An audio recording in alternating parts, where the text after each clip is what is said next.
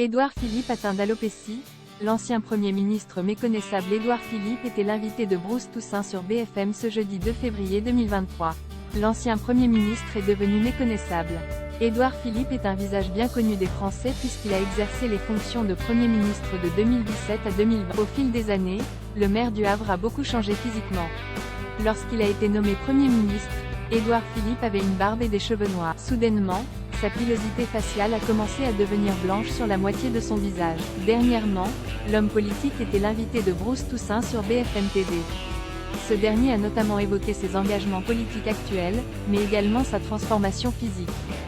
C'est un Édouard Philippe complètement métamorphosé qui est apparu sur nos écrans ce jeudi 2 février 2023. L'ex-premier ministre n'a en effet plus de sourcils. Sa barbe est aussi devenue toute blanche et une partie de ses cheveux a disparu.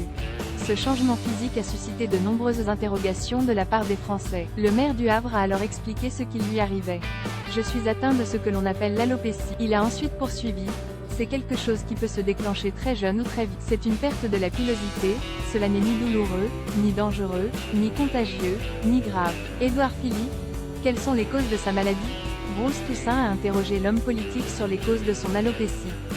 Selon Édouard Philippe, le stress pourrait être la cause principale de sa perte soudaine de pilosité. Ce dernier a ensuite déclaré « Mais peut-être que ça serait arrivé même si je n'avais pas été Premier ministre et que j'étais resté maire du Havre pendant 3 ans.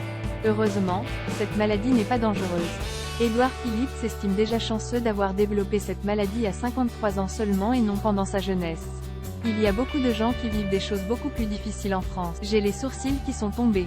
Ça ne m'empêchera pas d'essayer de faire de mon mieux, ça ne m'empêche pas d'essayer d'être extrêmement ambitieux pour ma ville, pour mon pays, a-t-il conclu.